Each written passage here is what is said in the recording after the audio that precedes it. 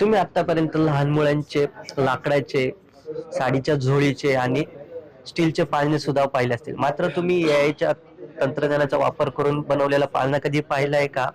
ही कमाल करून दाखवली हिंजवडी येथील कॅडरवाईज या कंपनीने. माझ्यासोबत कंपनीचे व्यवस्थापक आहेत, त्यांच्याकडून जाणून घेऊ हा पाळणा कशा प्रकारे कार्य करतो आणि लहान बाळाला याचा कशा प्रकारे फायदा होणार. सर नमस्कार. एनडीटीव्ही मराठीमध्ये तुमचं स्वागत आहे. आता तंत्रज्ञान बदलत गेलंय.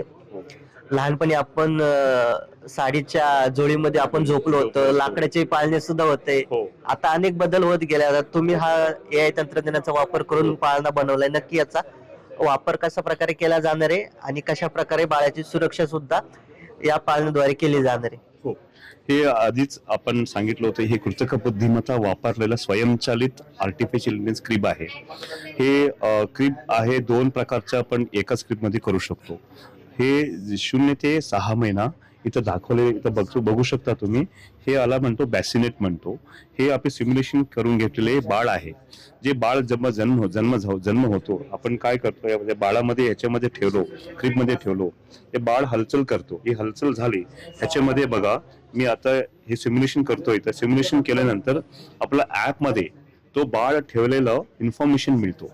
म्हणजे हे आपल्याकडे काय याच्यावरती 360 कॅमेरा सेन्सर आहे. हे सेन्स करून ते ऍप मध्ये पाठवतो. हे आपण सांगू शकतो की बाळ ह्याच्यामध्ये ठेवलेले आहे.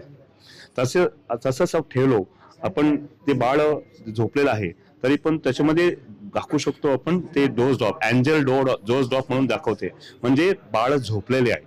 असं भरपूर प्रमाणे ह्याच्यामध्ये फीचर्स आहे, ते आपण दाखवू शकतो याच्यामध्ये. कुठल्या कुठल्या प्रकारचे या पाळण्याचे वैशिष्ट्य आहेत, कुठले कुठले साधन सामग्री या पाळण्यासाठी वापरण्यात आली? हो, तर आता बघू शकता. आता मी सांगितले हे 0 ते 0 ते 6 महिना. तर बाळ जेव्हा मोठं होतो, म्हणजे 6 महिने झालं, ह्याच्यामधून पडू शकतो, बाहेर पडू शकतो. आपण काय करतो, ह्याच्यामधून ते क्रिब आहे, बाजूला खालचं बॅसिनेट आहे, हे काढल्यानंतर तो बाजूला दाखवतो तुम्हाला. ते क्रिब म्हणतो, त्याच्यामध्ये आपण बाळाला झोपू शकतो. त्याच्यामधून बाहेर पडू शकत नाही. ही एक व्यवस्था आहे की सुरक्षित आपण मेंटेन करण्यासाठी. तो बाळ बाहेर जाऊ शकणार नाही. आणि दुसरं वैशिष्ट्य याच्यामध्ये आहे की तसंच आपण हे बाळ उठलं, आपण कुठलं पण गाणं लावू शकतो. आपल्याप्रमाणे आपल्याकडे ऍपचं कंट्रोल आहे. तो आपल्याकडे ऍपचं कंट्रोल बघून कुठलं पण गाणं आपण लावू शकतो. थोडक्यात अंगाई गीत, ज्याप्रमाणे आई अंगाई गीत गाते आणि बाळाला शांत झोप लागते, त्या पद्धतीचा सुद्धा वापर याच्या त्या पद्धतीनं आपण दोरी वगैरे गाण्या वगैरे ऐकून त्याला बाळाला झोपू शकतो. तो 2 मिनिटांमध्ये ते बाळ झोपतो. तो गाणं ऐकून आपल्याला दाखवू शकतो तो गाणं कसं येतो ह्याच्यामध्ये. कशा प्रकारे ह्या बाळाला सुरक्षित ठेवणार, काय काळजी घेतली जाणार सुरक्षित ठेवण्यासाठी आपलं कुठं पण आता नवीन आधुनिकता म्हणे काय, नवरा बायको दोघं काम करतात. समजा वर्क फ्रॉम होम असते, त्याला पण बाळाला बघायचं असतं. तर काय झालं, तो कुठं पण हे ऍप मध्ये आता बाळाला झोपवलो, ते बाळ झोपतो, बाळ उठलं का, बाळ काय करतंय का, तर सगळं ह्याच्यामध्ये आपण ऍप मध्ये पण कंट्रोल करू शकतो, मॉनिटर करू शकतो. काही पण ते बाळ उठलं, ते ऍप मधूनच आपण कंट्रोल करून त्याला बाळाला आपण झोपू शकतो. कुठं पण एनिवेअर इन द वर्ल्ड, कुठलं पण आपण हे कंट्रोल करू शकतो. हा पाळणा कशावरती चालतो, याच्यासाठी किती प्रमाणात विजेची आवश्यकता असते किंवा अन्य कुठल्या साधनांवरती हा पाळणा चालतो? हो, हे पाळणा वायफाय, इंटरनेट वायफाय लागतो. आणि ह्याचं पॉवर कन्झम्पन खूप कमी आहे. 12 वोल्टचा कमी घेतो. ह्याच्यापुढे काहीतरी बॅटरी वगैरे आपण वापरत नाही. ह्याच्यामध्ये ब्लास्ट होण्याची शक्यता याच्यामध्ये काही नाही याच्यामध्ये. आणि याचं पॉवर पण खूप कमी आहे याच्यामध्ये. आणि ह्याच्यामध्ये इव्हन आपण वायफाय नसेल तर हॉटस्पॉट मध्ये पण कनेक्ट करून आपण वापरू शकतो हे पाळणा. या पाळण्याच्या किती प्रकारच्या सुरक्षिततेच्या चाचण्या तुम्ही केल्यात आणि त्याच्या प्रकारे कुठे नोंदणी वगैरे केली? हा सर, हे आपण इथं याचं प्रोडक्ट आपण US मध्ये आपण फर्स्ट सेल्स चालू केले होते.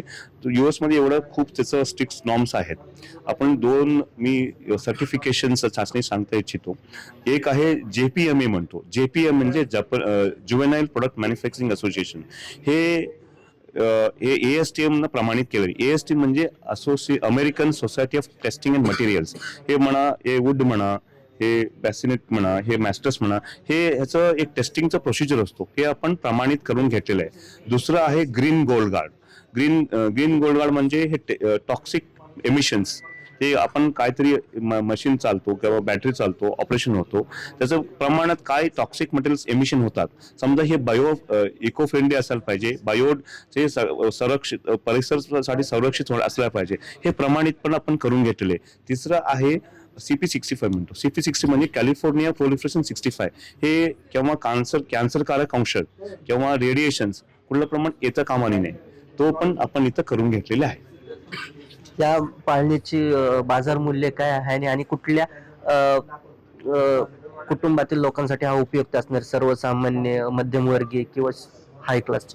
तर ह्याचं किंमत आहे 1,59,000, 1,59,000. आता नवीन जमान्यात सगळं जे middle class, upper middle class सगळं हे पण घेऊ शकतात का, म्हणजे आता तुम्ही आयफोन पण नवीन इंजिनियर्स पण घेऊ शकतात, नवीन मॅरेज झालेले पण हे अफोर्ड करू शकतात बाळासाठी. 1,60,000 is not a much value. They can take this product. नक्कीच आपण पाहिलं तर AI तंत्रज्ञानाचा वापर करून बनवलेला हा पाळणा सर्वसामान्य कुटुंबातला कितपत फायदेशीर ठरणं हे पाहणं देखील तितकंच महत्वाचं असणार. सूरज कसबे, NDTV मराठी, पुणे.